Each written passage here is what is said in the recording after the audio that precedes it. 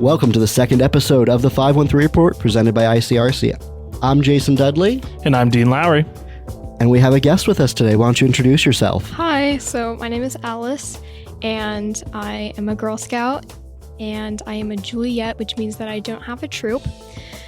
So I am doing a project called a Silver Award, which is a project for people who are going into the 9th grade.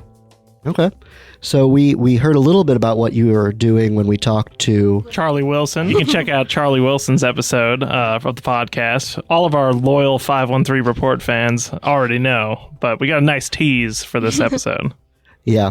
But we talked to him about what you were doing, and that's kind of where this whole started, where we wanted to hear a little bit more about what you had going on and learn more about what you're doing. So let's talk a little bit about the project. Okay. What local park are you working in? And So I am doing a project in Ross Park. It is in next to, or pretty close to, the Springdale Community Center. so is that nearby? Is that your local park, or Yeah. what made you pick that one? So basically, I chose this park to refresh because, like, I live like within a 5-minute walking distance, I'd say, and I decided to do it because I really like it. But I've not gone as often because it is starting to show signs of age and neglect. So I wanted to make it better for this community. I love that you're investing time and effort and community resources into something hyper local for you that won't just impact you, but others around. So Right. what are the first steps? I think when we chatted last time, you've met with a group and started a little bit of work already, right? Yeah. So,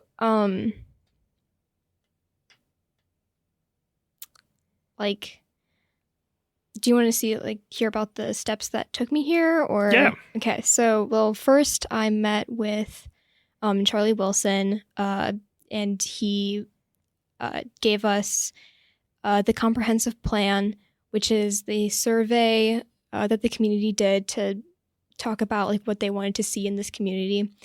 And so he gave us this plan, and it gave us some ideas for what I wanted to do for this project. So then next, I did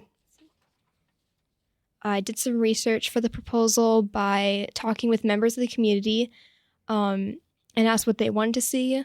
Then I submitted the proposal to Charlie, who was able to get it approved by the city administration. And then I presented it to the mayor and also the city administrators. And then I got the approval for this project.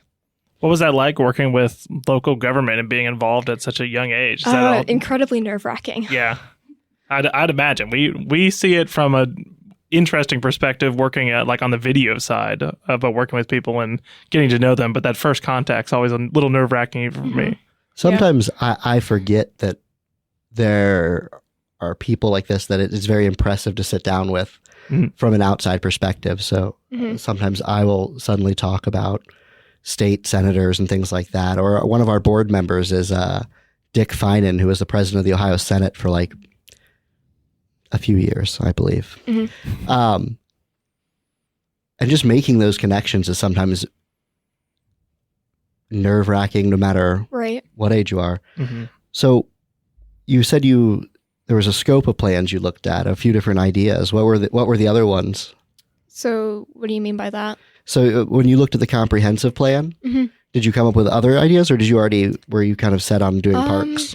When I looked at the comprehensive plan, it gave me a guide as to what I wanted to do. I was originally going to talk about doing the park or the playground that's right behind the community center, but then I was told that they were already going to start working on that sometime soon. So then I narrowed it down to Ross Park, and that's how I got the ideas for that. I was just curious, the Silver Award for the Scouts, I don't know very much about. How open is the project? Was it something that needed to be local, or is that something you seeked out? So it doesn't necessarily have to be local. But it's just kind of like, I guess, like, what are you most interested in? Yeah. So what I did was I did an outdoor journey for Girl Scouts, which is it's a set of multiple badges and a take action project. And then that journey can guide you towards what you want to do for your silver award. So that's what I chose. So for my journey, I decided to do the outdoors. I decided to focus on the outdoors. And so then I decided that I wanted this project to also be on the outdoors. Is that something you're looking to continue working in the future, like outdoors? Is that a career goal, or is that far enough out that we don't know yet? I don't know, honestly. Yeah. It's probably too far out for me. Yeah, understandable. That's fair. I don't think that I knew what I wanted to. Well, I both knew what I wanted to do when I was like 11, but then also went through a period of like 12 years of not knowing I was going going to be a great meteorologist when I was 11. Oh, see, when I was 11, Didn't I make it wanted there. to work in local media. Okay. But then I decided that was too difficult and there was too niche, so it was never going to happen. But back to the project we're here to talk about, right? Yeah, of course. The next episode, maybe that'll be my biography. Wow. What have you already done, and what are the next steps for this project, and what overall are you getting accomplished? Yeah, so basically, right now, I've already completed or mostly completed the pollinator garden. So that's what I was going to do. I already put in over 200 plants in a more than 3,000 square foot like triangle garden. It's not a very small garden. So then we've already planted. Now we're in the steps of like taking care of the plants and making sure that they don't die. So we're really grateful for rain. That has been our best friend. We're getting lots of that right now too. Yeah. So next I am going to be like scraping and repainting the playground in the summer. That are the metal components, because we can't exactly paint the plastic. Then in sometime afterwards, I am putting in like what's it called? I'm putting in like park and trail maps. Okay. For like to let people know what's inside the park. See, what else am I doing? I'm putting in a free library. And I'm also connecting the trails that are already existing there by making a new trail that goes into the field. I'm kind of curious. So you mentioned a free library, but many other aspects of this, well, don't sound free. So what are you doing to fund all of this, and what's that practice look like for you so far? So I have been making homemade jewelry and other crafts. And I've already sold some stuff like for this project.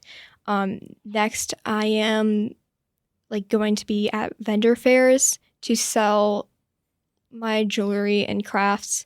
I'm also going to be asking the community and local businesses and organizations for donations. Do you know what fairs you're going to be at coming up? So I have the vendor and craft market at the Springdale Elementary School on June 14th. And then I'm also going to this children's entrepreneur market at Village Green Park in Fairfield on July 16th. Nice. Yeah, have to send the whole listener base there. We got to fund some more of this park project. For sure.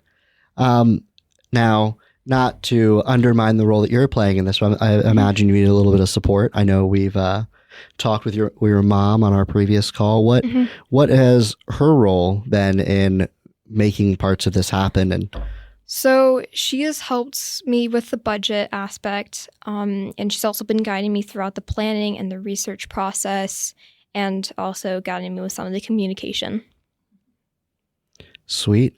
And I mean, to be fair to the people that don't see what's happening in this room, she is great moral support, I do believe, as well. Yes, she is. Like, my entire family has helped me, like, support me and throughout this project. And they've also kept a lot of patience. And so I'm very grateful for that. So what I'm hearing is a large part of this project is free, if not forced labor. Basically, yes. That's the best kind. The free part. Anyway, so how do people reach out to get more involved? And what do you need moving forward? Obviously, funds to a certain extent, but do you need hands? What's upcoming? So if people would like to contribute by volunteering or have donations that they'd like to make, they can contact me at my email, which is rossparkrefresh@gmail.com. And for materials, if they like to donate materials, they can or not materials, like money. It's going to be raised towards the free library, the park and trail maps and signs, and the materials for the playground painting and the trail features. Perhaps a silly question, but one that I'm a reader, so I'm a person that always has extra books around. Right. One of my, not to divulge into my biography again, but Still next week. Yeah. there was a period of my life professionally where I was traveling all the time, and I'd read a book, and my thing was I would leave it somewhere because I didn't want to throw it away, but I also just didn't want it. Right. So in that auspices, is there a specific age group that you're looking for in this free library? And can people just donate books? Or does it need to be a financial contribution for you to then go get books? People can donate books. I don't think there's really like an age limit of like what kind of like books we're looking for. So if you have children's books, great. If you have adult books, great. If you have teenage books, great. Even better. Well, just as better. Whatever. So what's the part about this project that you've been the most surprised by? I mean, I told you there'd be no hard-hitting questions. I guess that one's not too hard-hitting, but I'm sure it's been a learning experience, especially working with government officials is frankly weird sometimes, right? There's a lot of even small-town bureaucracy in every community. Yeah. So what have you been surprised about, and what have you been relieved about, I guess, on the other side of that? I think something that I've been like really surprised about is like the random stuff that I have to learn or that I'm learning about while I'm on this I'm doing this project. Like, say for example, I have to know what the width of a lawnmower deck is for like creating a trail. Quick off the top of your head, what's the width of a lawnmower deck? I think 8 to 10 feet. That makes sense to me. I have no way to fact check that, so Yeah. I barely mow my own yard. That sounds about right. So what have you been relieved by? What were you thinking was going to be difficult, and you're like, okay, well, that wasn't that bad. I guess kind of like when I was meeting with the mayor, I was really incredibly nervous. But then it turned out to be okay. So I think that was relieving. I'm also like happy to find out that I think like the pollinator garden, like it, because of how many volunteers we had gotten this past Saturday and the Saturday before that, we were able to make very quick work of that. And I'm like really happy that we were able to finish it so quickly, because I really did not want to be out there all month mulching. Yeah, just a plethora of community support comes from all kinds of places, but it really takes like a leader like you're doing in this project to find that and get it going. So that's really cool to see. Yeah. Absolutely. Kind of, we talked a little bit about financial support. Are you looking for volunteers for any upcoming project completion? Yeah, they can come volunteer. Like I said, I'm scraping and repainting the playground. Like, it would be great for people to come during that to help volunteer with that. I think it's going to be at the end of June. Okay. And they can just reach out to you at that same email. Yes. The Ross same. Park Refresh, right? Yes. At gmail.com. Yay.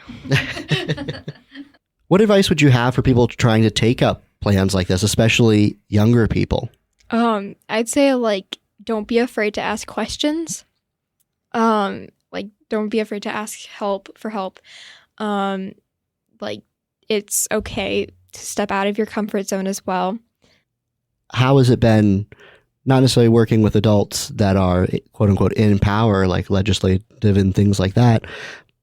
How has it been working with volunteers and people like that while you're younger than them, but you have the plan and you have the authority, quite frankly? I mean, it is a bit like kind of scary almost, but then I'd almost get used to it, and then I just be like, okay, well, I feel like I can tell them what to do. Has that been kind of empowering almost? Because it's almost a thing where, I mean, you're going to hit the workforce eventually. I know you said, were you going into ninth grade or finishing ninth grade? I'm going into ninth grade. So eventually, 8 years from now, you'll hit the workforce, and there will be people older than you that will eventually possibly be under your management and things like that. Mm-hmm. I guess like I don't really feel much authority, but like I just mostly like I'm trying to figure out what to do, and I don't really think about the fact that they are like under me or something like that. Like That's fair. Yeah, I don't really think much of it. Yeah, it's always a good team effort and being able to step into different roles and everything. And it sounds like a great community of Springdale's got your back. So that's really exciting. Yeah. So really excited to see it. Only thing I have to end on is I think there's a lack of, quite frankly, understanding sometimes about what goes into Girl Scouts versus Boy Scouts and things like that. So what has your experience been like in Girl Scouts, and how has it been important or formative, or pick whatever word you'd like to use there? Fun. For you? Yeah. I think I like it a lot. I really like doing the what's called community impacts. They are like stuff like a fence or something that like helps the community in some way. So like there is this one called you're helping the seniors with like you're feeding them. It's called Meals on Wheels, and you feel like you're making a difference. So I really like doing those. Yeah, it's like real fulfilling work to be able to do. It sounds like. Yeah, and you're at the right place to talk about stuff like that, because that's the base of the kind of media that we try to promote and help happen here. So I think there's a need for more of that in the world, I guess, is what I'm getting at there. More connection and more help, because, society's crazy and people really just is. need help. So people in around the area, when can they expect to see the project finished? Is there a finish? Is it always ongoing? So the initial, like, it's technically supposed to be finished by the end of September, but that is when I'm supposed to submit it to the Girl Scout Council. And any work after that, that we still haven't finished, it can be finished at any time. Nice. Well, I think my last question for you today is, what's next? I know you're entering the high school grades. What's your 5-year plan? I'm kidding. Not quite that far. But what's next on your docket? What do you want to tackle next? Or what are you excited about over the summer even? Well, I'm definitely excited to do this project. I'm also excited to do like sports over the summer. I also really can't wait for vacation season. Yeah. That's fair. I'm also very excited for vacation season. It's coming right up. Dean is off. Who's counting? Dean is off at the most inconvenient times this 9 year, days. specifically for vacation season. Well, No comment. yeah. No comment. Well, thank you for taking a few minutes to chat with us about your project, and hopefully we'll be able to help drum up a little bit of support. And Yeah, thank you so much for having me. I really appreciate it. No, Of course. we're very excited to have you here to talk about it. These are the things that are so impactful, but don't get the coverage that they deserve. So, looking forward to getting the word out there, and we will see you soon, hopefully. Yeah, thank you.